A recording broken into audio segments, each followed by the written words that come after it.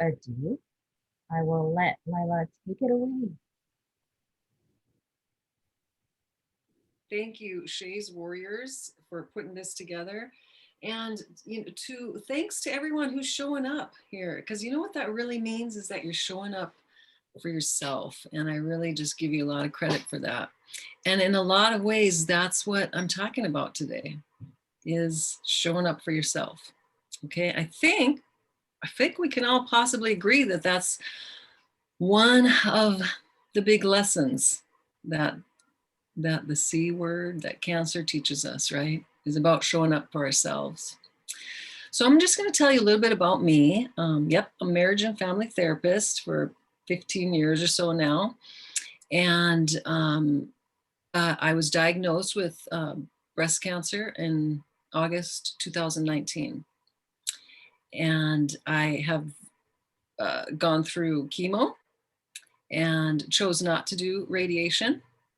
I was treated by a fantastic naturopath doctor with lots of good vitamin C infusions and lots of just support and guidance along the way. And lots of people really did help me. And what I really, really aim to get across tonight, though, is that, wow, okay, diagnosed with cancer, holy crap, right? Trauma right there, right? If I can say one thing about this whole journey, it's that perhaps I'm not quite there yet because I'm still fairly new in this, but perhaps this is one of the greatest gifts. Who would have thunk it could possibly be, okay? And that's where I'm hoping that maybe we can find something out of this, okay? So, you know, you've heard that whole cancer spelled with C-A-N-S-W-E-R. And I'm going to put a little bit of a twist on that with my little sticky note here. See the answer, okay? Maybe that's how we can approach this whole thing, is that there is something in here for us to learn from and to better ourselves and to gain through this painful, scary thing. So when we see the answer, that means that we look around for answers and that we look within, okay? And that's really the part that I'm hoping to share with you today. So when we look at answers, I think we also got to look at questions, right? And I'm going to pose this out there to you, that someone in my journey, this whole healing journey, asked me this question, and perhaps that this has happened for you too, but when it comes up, it's always worth having a look at. It was this incredible question when I began the breast cancer journey, and that was, what are you dying to get away from?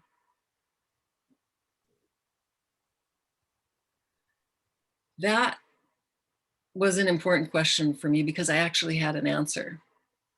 Okay, and I'm just going to share with you that part of my journey just before the diagnosis was a couple years beforehand. I was flipping houses. I was out there having a good time, flipping houses, rehabbing houses, having a good time, and on top of the world and making money. And then I wasn't. I had a couple deals that went bad, and I lost a significant amount of money and a lot of confidence, and I really saw myself as a failure. And that was a really tough chapter. That was a really tough chapter. But you know what? Getting forward, going forward, moving along. Okay, so that was like around 2016 or so. But I realized that some of the debt that I had incurred from that was something that I actually was kind of dying to get away from. Okay.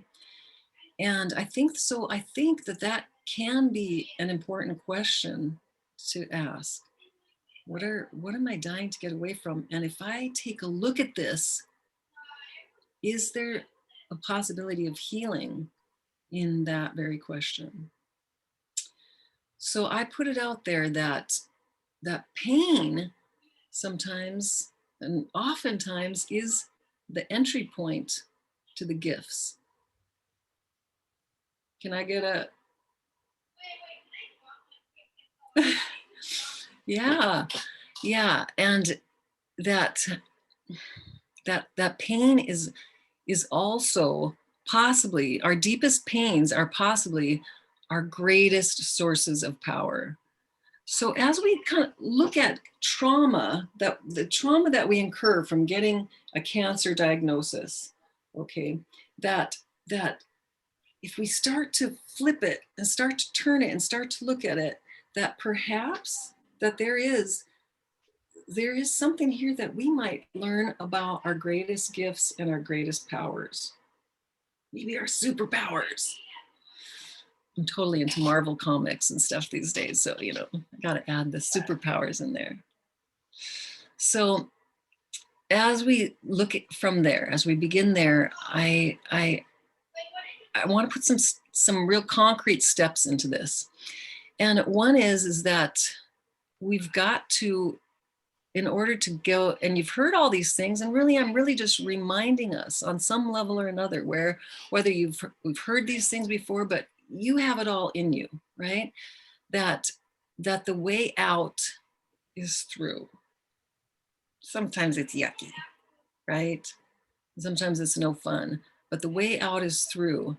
And so that brings us to the steps that we have to face it. We have to face the grief, the trauma, the pain, the yuck, the discomfort, the diarrhea, the hair loss. Speaking of, I just want to share a little something with you.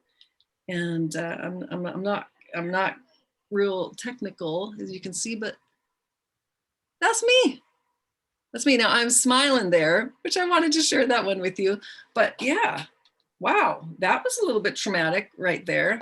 Not just for me, but for those around me, probably even maybe more for those around me. But as you can see, it's coming back darker and curlier and having a good time with that part. But so yes, we have to acknowledge and experience and go through the tough stuff. And then, because in order to get through, okay? So here are some steps that I'd love to just share, all right? One is, and this is if we're in the middle of it or if we're on the other side, right? And that is slow down, but keep walking. All right. And I mean that literally. So slow down. And I think that we can all say that this pandemic that we've just coming up to the year mark here, well, beyond the year mark, but when I think of when the schools closed, right? So, we're nearly there. And which, also I want to share this other piece that I didn't share before, is that I've got 2 kids. I've got 2 boys now, 9 and 11. And so when I heard that diagnosis, of course, that was the first thing I thought about is, what am I going to do for them? And at the time I was also the steady breadwinner in our family. My husband, the nature of his work is spikes. So I was also like, holy crap, what about that?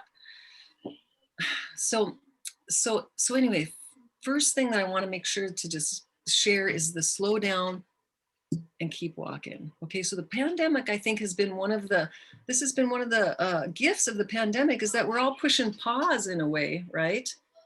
And we're slowing down and kind of seeing what's really important is how I'm connecting with those I live with, right?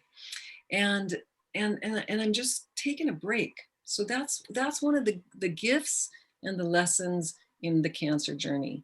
Part 2, on the physical level of consciousness, is just keep walking. And if you can relate to that one, that was something that kept me going, was on that, even on the crappiest chemo days, not those days. I'll say no, I didn't walk on those days. But even on those crappy days, that getting out and just walking was really an important piece of the healing puzzle. So when we're going through some trauma, we acknowledge it, we feel the feelings, but our mindset is really one of the most important things. Two people can go through something similar, and the one that says, you know what, this is going to be, this is going to be something I can do, okay, and I can do this. And then the one that goes, they're going to have two different entire experiences, right? And so our mindset is such an important piece of this, and we all know this. So here's some tools, hopefully, that are going to be helpful along that way. So is it going to be painful and uncomfortable going through it, and then on the other side? Yeah. And as women, and most of us that are here today are women, so is childbirth. All right. And I kind of think about it in a little bit that way, because in a way, we're kind of giving birth to a new self. Right. And it's tough, but when we're on the other side, we sometimes forget about that crap, because who wants to focus on that? And so that there is that ahead, the possibility of that. Okay. And the gifts that we find along the way might be worth it all. So another important piece, that as we look around and we look within, as we look around, the breast, for example, but even the reproductive system in women are reminders, and they're symbols really of this mothering nature that we've got, right? And what we hear is that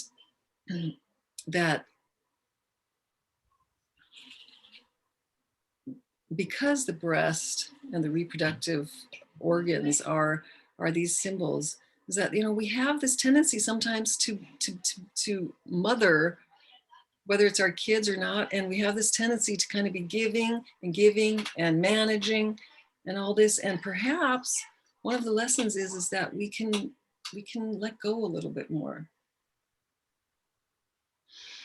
And maybe people can kind of take care of a little bit more than we actually give them credit for sometimes.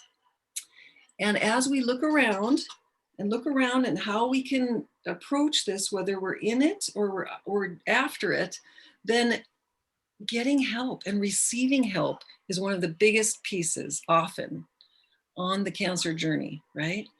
And that means that accepting help too, okay? Oftentimes I think that cancer experiencers, that's one of the lessons in there, is about accepting help. And I think I'm hoping that this is, making sense and resonating with everyone, and that getting a little bit of help is an important piece of this. And I'm talking about help from the people around you, the friends and family, letting them cook meals, letting them send you funny texts, letting them send you thoughts and ideas, and letting them, watch the kids or take care of this chore or whatever it might be, and just accepting that, okay? And just being open to accept that. And then also being open, if you can, and if the resources are there, to pop to some different kinds of professional help. Watch the kids or take care of this chore or whatever it might be.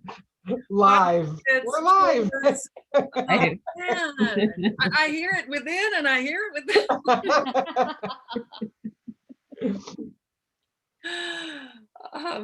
So the piece that I wanted to that I was just at is getting help on the professional level too, and listening to ourselves and listening to others on a different level, because sometimes the ideas come in. Oh, maybe you should check this out, or maybe you should talk to this person. maybe you should seek this, professional help, this, massage therapist, this chiropractor, this naturopath, this, this particular doctor. For me, I did do a lot of that, and I'm so, so, so grateful for that. I'm glad that I had the means. And I'll tell you what, I didn't think I had the actual financial resources to do all that, but somehow it happened. And that's where some of the magic is. I want to just make sure that we hear that piece too, because in this place of vulnerability, good old Brene Brown, if you haven't heard of her, make sure you check into her. But vulnerability is, the partner of vulnerability is strength. Okay. And so when we're feeling vulnerable, because that's how you feel so much when you're in the cancer times, remember that its partner is strength, and you can draw upon that. Okay. And so listening to yourself in those times and saying, wait, I think that what that person just offered, I'm going to check that out. Okay. Maybe it sounds a little on the never would have expected I'm going to go and get a myofascial release or whatever, but you know what? Something's drawn me to it, and I'm going to go check it out. And to be open to the magic that I can make this happen. Make this happen. In the past, I might have said, no, no, no, I can't afford that or whatever. No, open to the magic. Now, here's another piece is that in the trauma journey, we have to look at those that are right there with us, because it's can be traumatic for them too, right? And so that sometimes our helpers need to get a little help and support too. And that's an important piece of the puzzle, okay?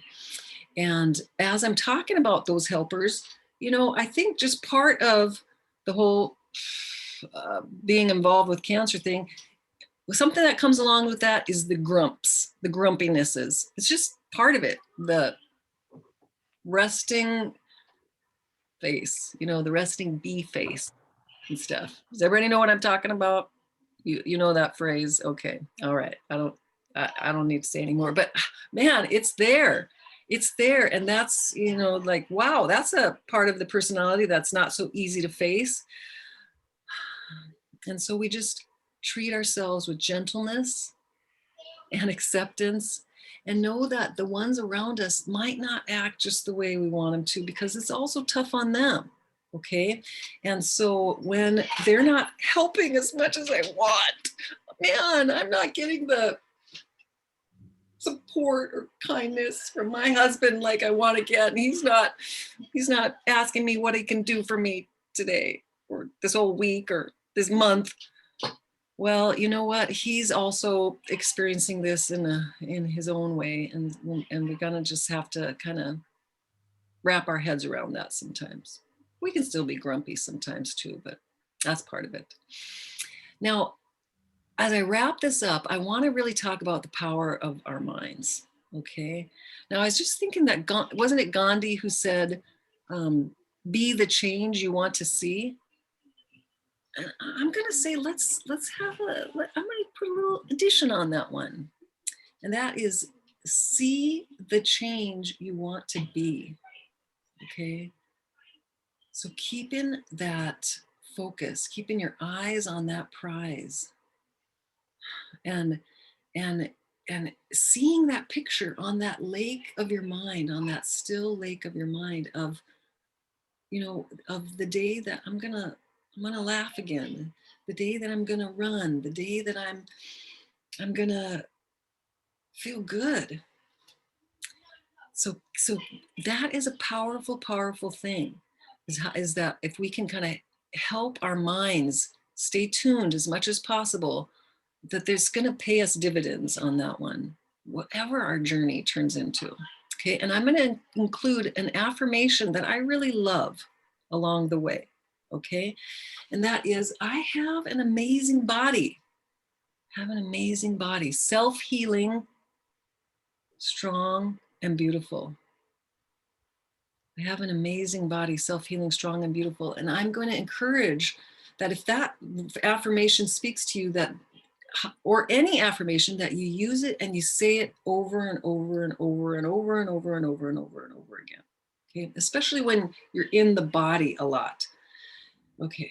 All right. Now, another visualization that I really want to make sure that I share today is the one that where our mind and our body are working together. So, for example, the tumor I had was it was approaching 7 centimeters, and I would imagine, and I got help with figuring out how to do this. I would imagine that it was a balloon, okay, and that I put a little pin in it, and that the balloon just began to flatten, okay, and that what came out of it just dissipated out into the ethers, into the, you know, outside of me, and was able to transform. Okay, some people use a vacuum cleaner.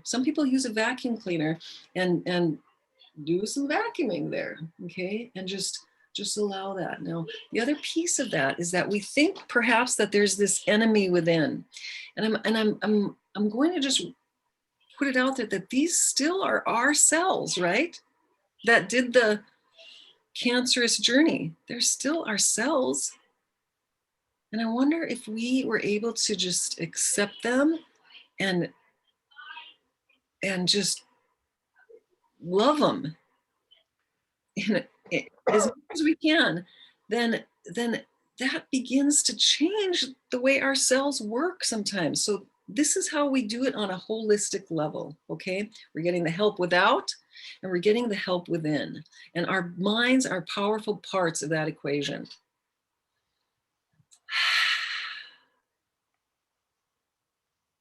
Now, the other piece, I look at 4 levels of consciousness: physical, mental, emotional, and spiritual. And I'm just going to put it out there that if the spiritual piece is an important one for you, then make sure that you're getting some prayers out there, and that make sure that you're on those prayer lists and stuff. I mean, scientific studies show that people, that it has a positive effect. And if faith is a part of your journey, then this is going to be an interesting piece of that, because we'd have to have a little talk with God or our higher power about what the heck's really going on here. But it is an important piece if that's something that speaks to you. And I just want to make sure that we touch on all those 4 levels of consciousness. Folks, basically, that's what I wanted to make sure to share with you today. I want to let you know that as far as I go, I'm still on this journey. In fact, I'll tell you, just in the last couple weeks, I have had I'll tell you that a friend of mine, because I started to read a book, I forgot the name of it, but anyway, Dragonflies at Night. And it starts out with a mom dying of breast cancer who has to, say goodbye to her 15-year-old. And I just had a huge reaction. And I'm texting my book club, oh my gosh, you guys, I didn't know this was about breast cancer. And my friend, a physician, wrote back and said, Leila, I think you need to do some work on this. It sounds like there's still some trauma. So I went in and I got with my therapist, and we started some EMDR, which can be a very effective treatment with trauma. And something that bubbled up for me was went back to those old days when I looked at myself as a failure, and that whole previous journey that I believe was a part of what ended up in cancer. And I realized that I've been holding it as a failure, and I've been holding it, as almost as if it was just a hard rock. And in the last couple of weeks, even, I just learned that, first of all, there's no failure, that there's only learnings. And that second, it's not a rock. It's a moving, flowing thing. And I'm not done yet. So if any of that, spoke to you, I'm happy. And I appreciate you listening and considering some of those things. And I think that's about it from me. Well, thank you so much for sharing, Leila, and sharing your story and all these wonderful tools and visualizations and affirmations with us. And, I want to bring it over to Allison. And then, I'm unmuted. oh, Hi.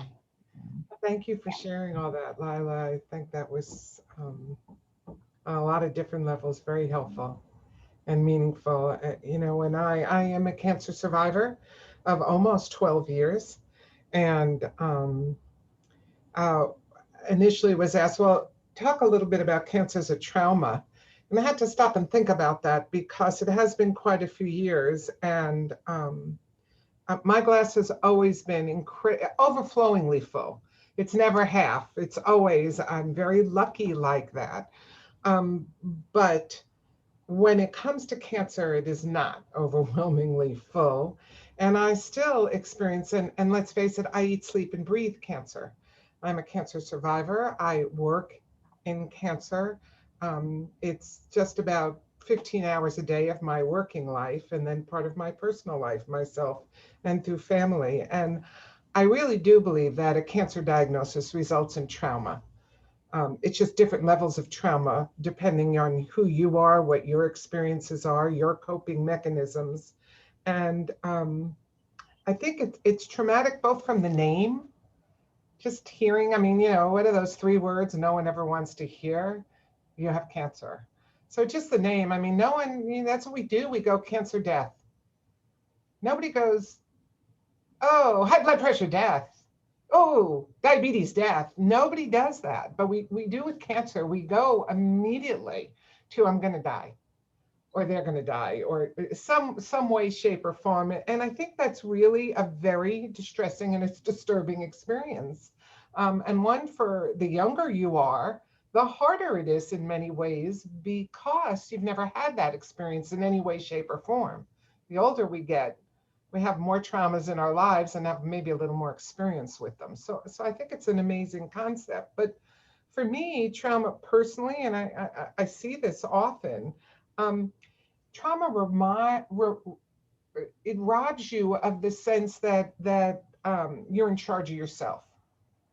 It's this real loss of control. And if cancer is a trauma, and then getting cancer is this loss of control. I did everything right. I exercise, I eat right, I go to the doctor, I get all my screenings. What do you mean I have cancer? I can't have cancer, but you can, and I did. And that loss of control, it just permeates your whole world as you can't control what your treatments are, when your doctor's appointments are, your response to the treatments, your bodily functions as they respond to the treatment. And again, we're focused with this, I can't control anything. But the truth is that you can control things. And I think that's the way through the trauma for most of us. It's not for everyone. Some people have some traumas from early in life that are really significant. And that's not something we can necessarily take control of through a cancer experience, to be very honest. That's a lifelong pursuit therapeutically and spiritually and on a whole lot of levels.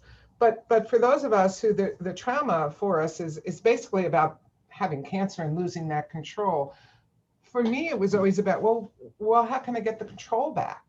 What can I do so I feel like my life is mine and doesn't belong to somebody else? And for that, back then and now, not as much due to some physical limitations, but yoga, and I'm not saying that's cliches listening, I mean it. But I turned to yoga, and for me, I was transcendental meditation. I'm an old hippie from the 60s and 70s. So I immediately turned back to my TM and meditating, and how do I do that to help me deal with that stress and anxiety that came from that loss of control. And it really did make a difference because it made me pause and pay attention. And you were talking about this, Leila, and I really appreciated that, to slow down and pay attention to that ebb and flow of how was I feeling, how wasn't I feeling, what can I do about it? And it made a huge difference. You were saying figure out a way, all these things, yoga, meditation, massage, figure out a way to pay for them. And this is 100% plug for Eisenhower and Lucy Kirchie, because we offer all that free of charge. You don't have to worry about paying for it. And the most frustrating thing for me in my professional role is not being able to offer some of that due to the pandemic, and seeing how missing that makes such a huge difference in so many people's lives that I'm working with. But trying to minimize the effects of that cancer diagnosis and that trauma that goes with it is about building that support network, and being able to connect and communicate with people that can help you move through it. And it's like you surround yourself with this protection, with the love and the education and the support and the information, and as much good as you can find in whatever good looks like for you. It's that protection against that trauma, and it's also taking back some control. So I can turn to Rosemary and say, as I did, what can I put on the walls of my shower? So when I breathe deeply, if you remember, Rosemary, if I breathe deeply enough, I get some relief. I can go, well, that's control. And again, remember, if we identify trauma as something that it's out of our control, something happened to us. Trauma could be a million things. It could be an accident. It could be, but if we identify trauma as that, then if we could take control in any way, shape, or form when we're cancer patients, that will make a huge difference in moving through that and giving us kind of this nurturing, safe place to grow and to learn. And I think that's hugely important. For me, again, you want to find where can you go if you're having this traumatic experience of cancer, along with the things you can do personally, the meditation, the massage, the yoga. Where can you go to find that empathy, that validation, shared wisdom, strength? Well, I'm going to tell you, you need to walk into a support group. Walk into one that's an education and information group. That's a group where you can share things. Now, it can be a group anywhere. It can be a book club group. It can be whatever group you want it to be. It's just so you're surrounding yourself with people and affirmations and hearing that you're okay. A million years ago, some of you might have heard, there was a book by Claude Steiner, I'm okay, you're okay. And to surround yourselves with people who say that to you, who say that to you all the time, it is hugely important. It helps you build your network of that social support so you can get through chemotherapy or radiation or surgery or whatever it is. Look, how many, what I tell you, is 11 years since my diagnosis. I can't sit in a lung tumor board. I just can't. It's traumatic for me. It brings up all that old fear and feelings. So I'm very careful, and acknowledge that maybe that's the case the rest of your life. Maybe there's just, that you were a different person, that new normal, that catchphrase we all hear about, oh, it's the new you, it's the new normal.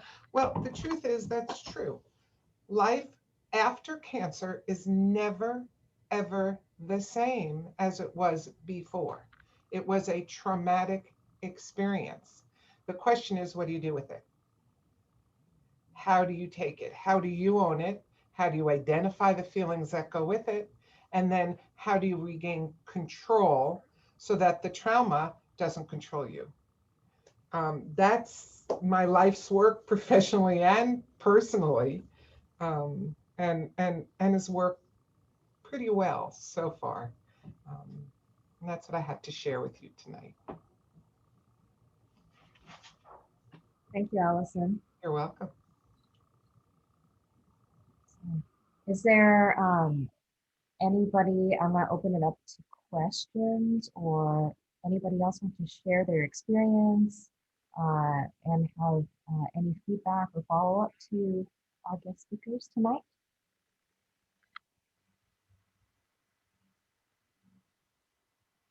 There's a Facebook question that just came in. How can we help friends through cancer when knowing it's traumatic and you feel helpless and trauma yourself as a friend?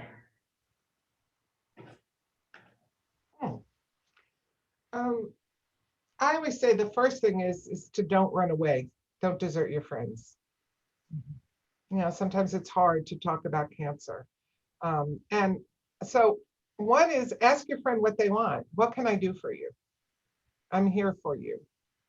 And the on the other hand, know that they're not only always just about cancer. They're still your friend. They're still that person. You know, they still like to go to the movies or whatever it is they feel up to. They're not only cancer. So ask, what can I do for you? Oh, Allison, I love that. I love what you just said. And I would add the other piece of that is what are you good at? Okay. So I had some friends that that I just, doggone it, I thank them so much for sending me those texts that made me laugh, all little memes and all that. You know, that was like I was one of my best gifts. Okay. I had a friend who always dropped off food. I had a friend who would send me little meditations and stuff. I had a friend who arranged a cleaner for me. You know, so it was like, what are you good at? And what are your gifts? And can you, you know, just share those? And that was, it was so nice to see like how my friends showed up in different ways. And, and, and it was, and, you know, in some ways, none of them of course, they didn't show up in the same way. All right. And that's what was such a beautiful part of that. You know, one thing I want to make sure that I get across tonight as well is that I think of us kind of like trees, okay? And when we're going through something like cancer, that we're getting, you know, pushed down, all right? And we're feeling the pain and the difficulties and the stress and the anguish. And in order to help us kind of get righted, and this is in the journey and after, is that sometimes we've got to go to the other side. And that means really infusing our life. Infusions are a good thing. Infusing our life with the lighthearted stuff too. Make sure you're surrounded by more laughter when you're on those days that you can take it, that you're purposely laughing more, that you're watching funny things, that you're, you know, trying to see the lighthearted stuff so that you can be over here as much as possible, because it does pull you down here. Just a little thing I wanted to make sure to say. I think that's an interesting question from a friend, because so many times people do feel, what can I do? And the important thing is you were a friend before this happened, and you're the same people. There's a huge trauma in somebody's life. There's a huge interruption. There's a huge change in everything regarding relationships. A majority of people here are young women with families, and there's a whole lot of different relationships that are reacting to a cancer diagnosis, cancer treatment, and then cancer, the cancer trauma that carries throughout the life. So there's a lot of exploration as yourself, as a friend or as a daughter or as a husband, in relationship to the person who is your loved one or your friend that's had cancer. And in relationship to people that, you know, a lot of people just don't know how to handle cancer and what to do. And I think that there's an impression that if I'm a friend, I'm just going to be very serious and I'm going to do things in a different way in addressing people or in treating my friend. And I've always had a motto that kind of said, sometimes it's just important to say something rather than nothing. Even if you don't feel, it doesn't feel right to you, it feels awkward. It's important to just say and do something rather than nothing. because if you're on the receiving side of a friendship that's not doing anything, it's really difficult. Where if somebody is even stumbling along and just saying, I don't know what to do for you, I don't know how to interact, or I'm scared, that's important. And I think there's a lot of growth that goes on in relationships too when you've had a trauma.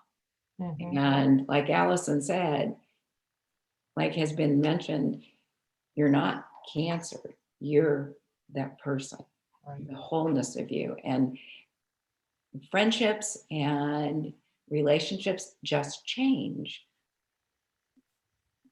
But change is part of life. This is change on a jump start. So, Rosemary, Interesting. I had a neighbor. Oh, sorry. I had a neighbor show up at my door.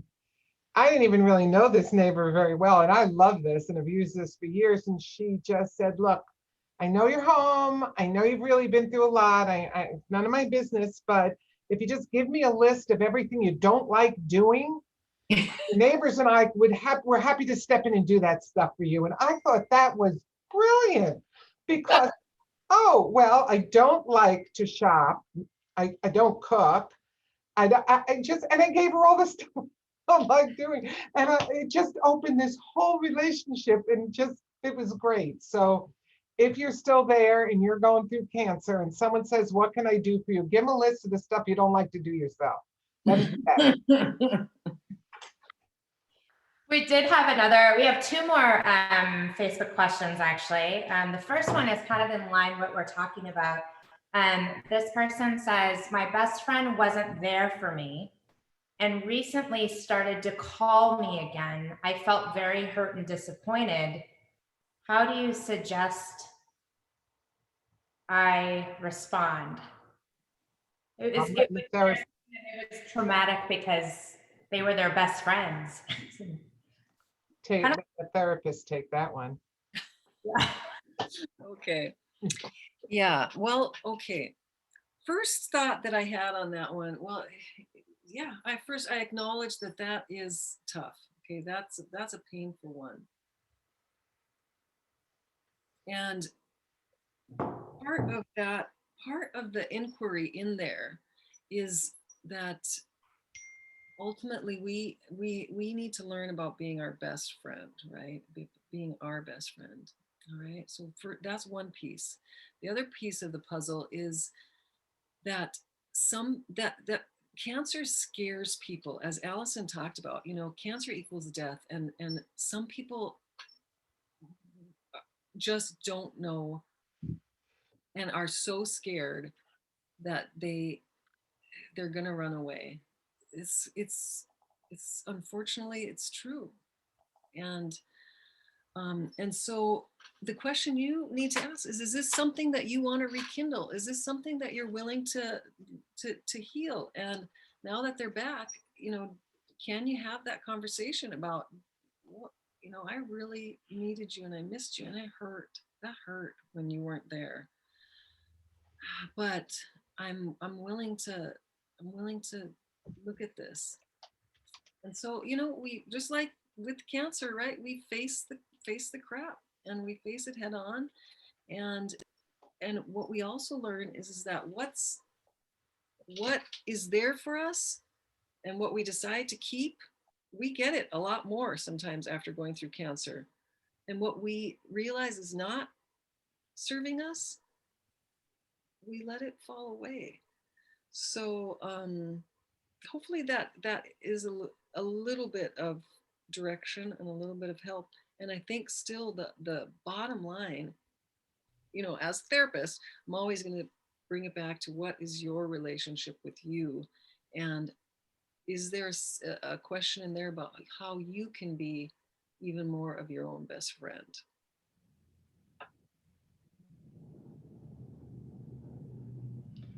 Second question.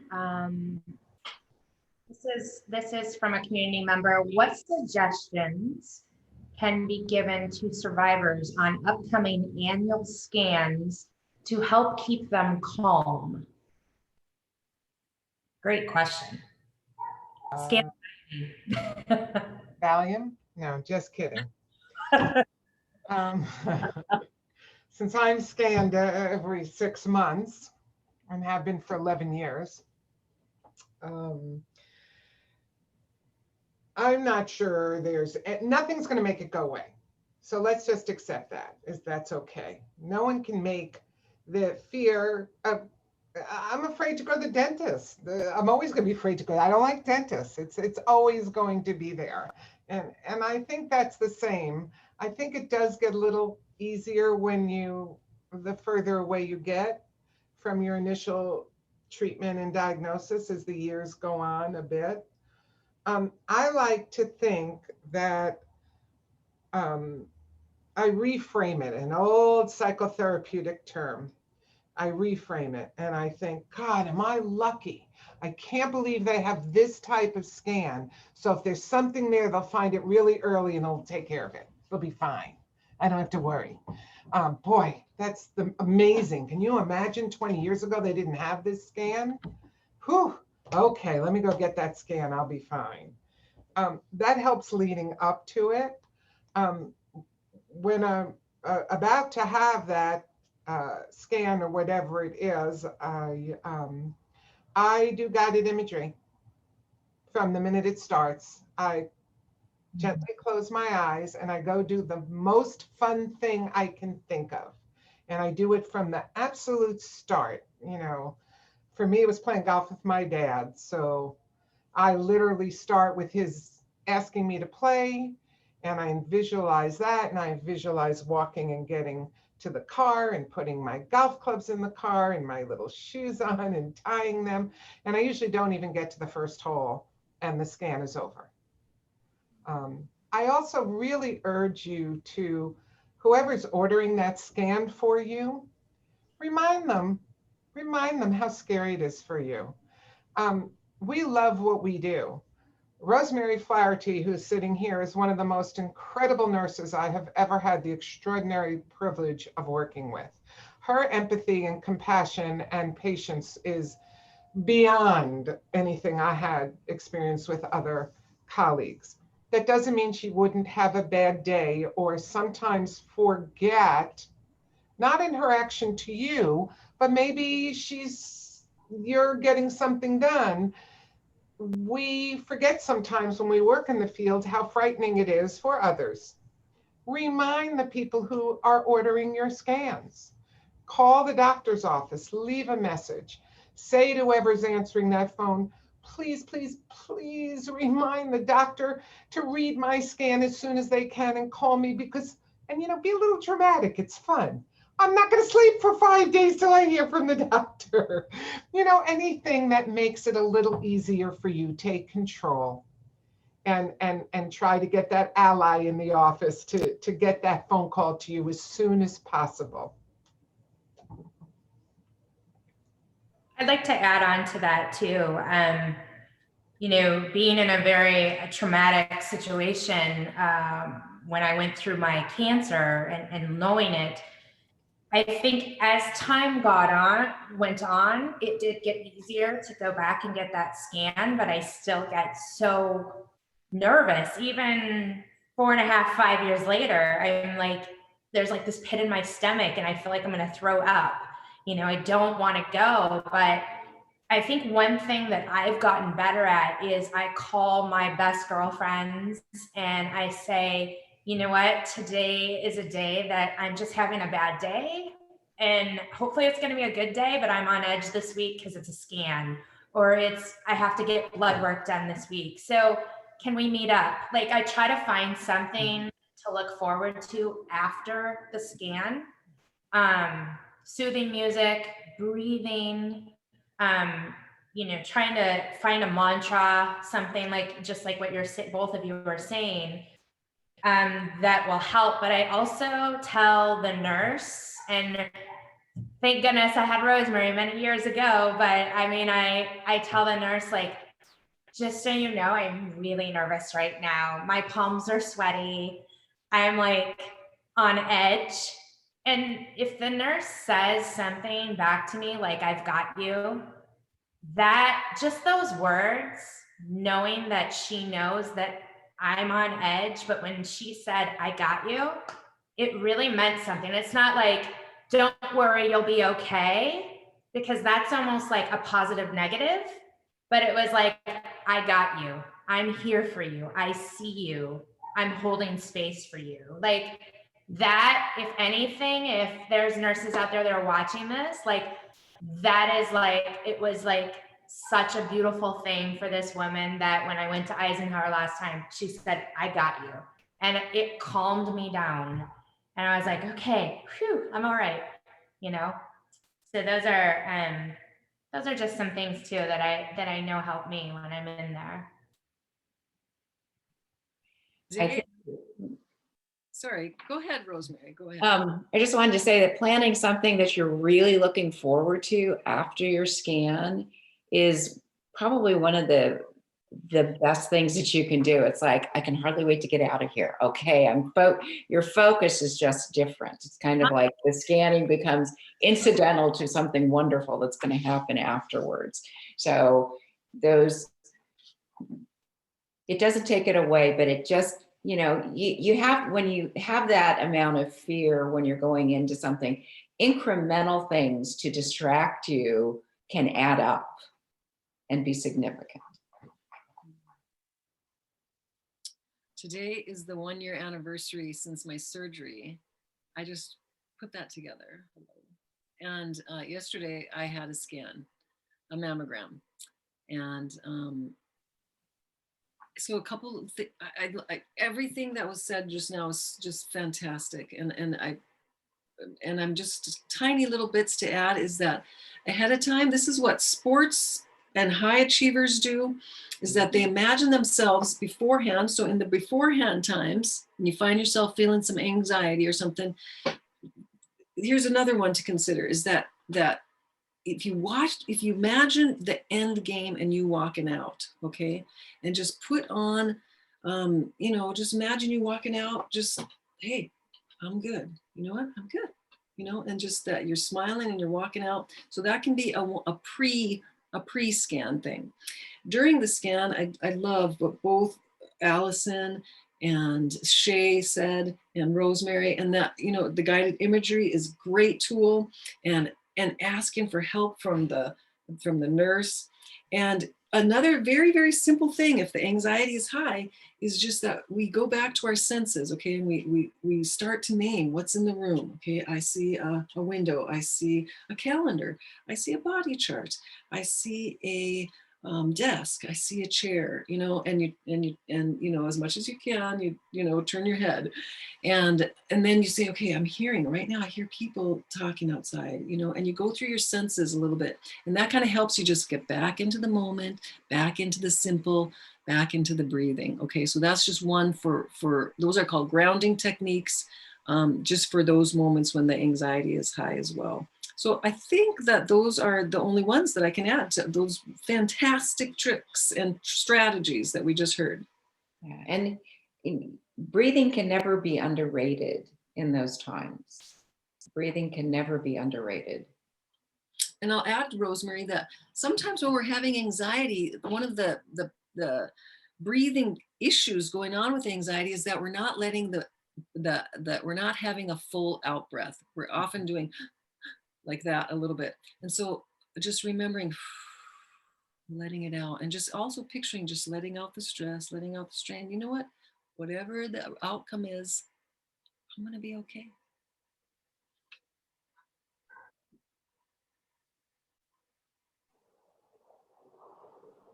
Thank you so much. Any other questions or comments?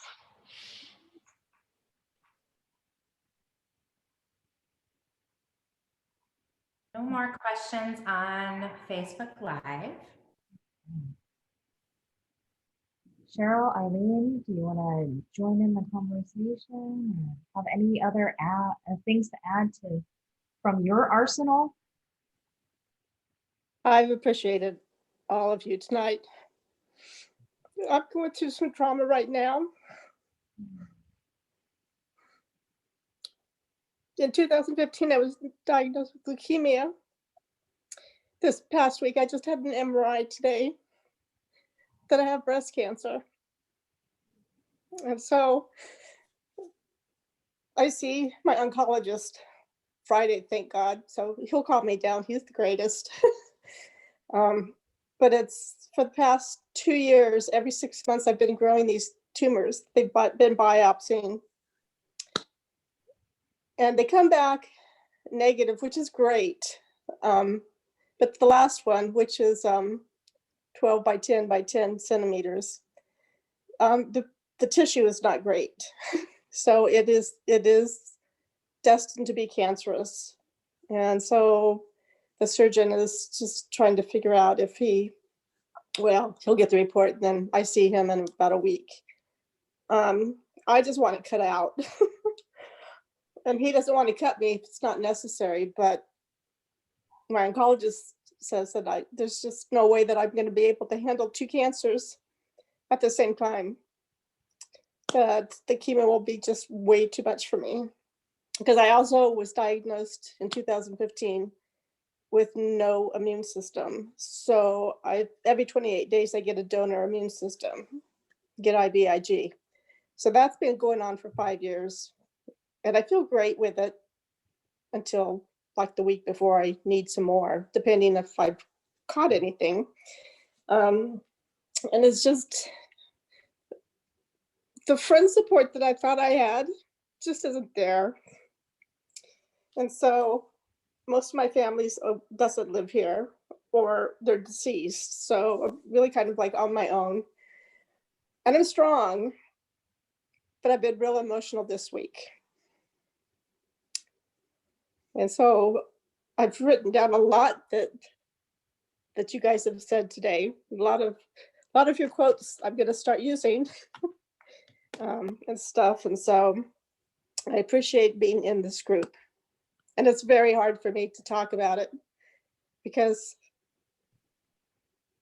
I just don't talk about it because nobody wants to hear it. I do. Thank you. I do. Thank you. Cheryl, I have to go home, but I'm here. And I know how to find you if that's okay with you. You can tell me no, but I'm here to talk anytime. And I'm happy to connect with you tomorrow and figure out how to walk this journey together. And you're not going to do this alone. You're just not. Thank you. Thank you. Shay's got all my information. I'll She's just get my out for all of it then, I promise. she's my little hero. So And you she's have a whole warrior tribe yeah.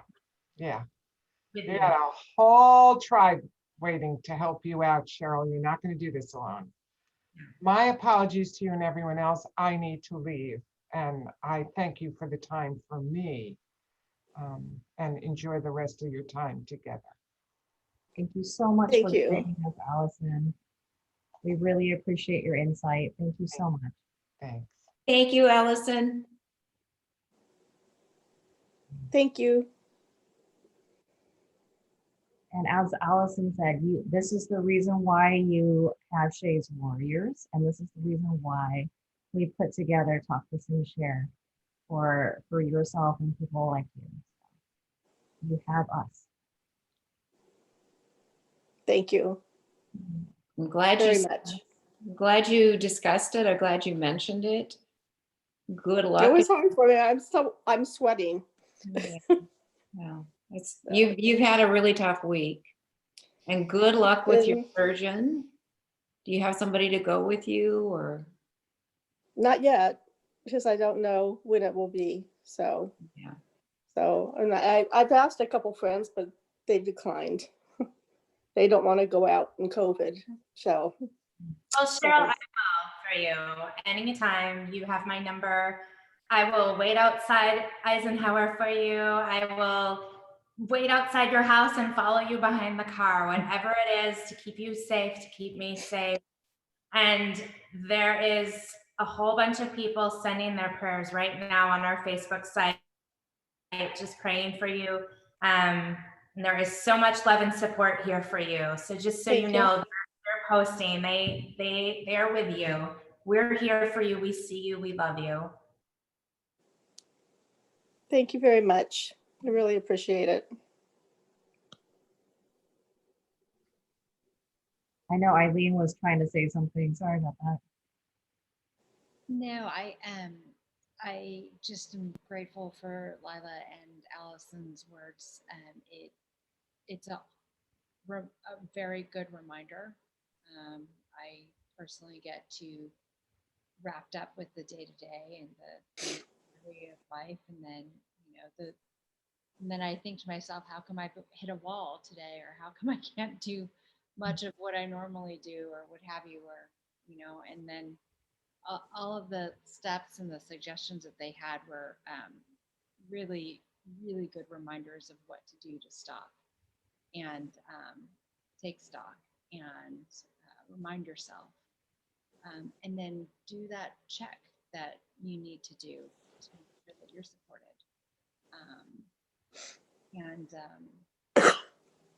We all see you, Cheryl, so we're all here. Thank you. Thank you for joining us, and thank you for speaking up.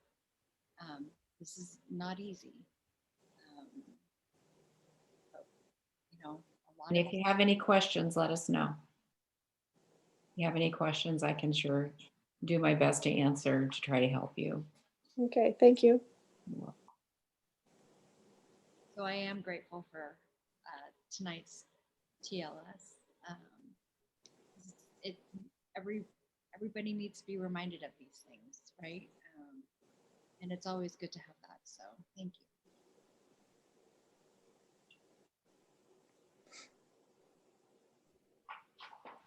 If there isn't anything else, I think it is time to wrap this up.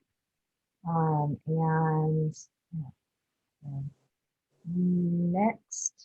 our next meeting, just wanted to do a little plug on that. Our next meeting is going to be in 2 weeks, February 24th, and it is going to be dedicated to heart health post-cancer, and especially because there's, with a lot, especially for breast cancer, a lot of the treatments, chemo and radiation, really affect your heart.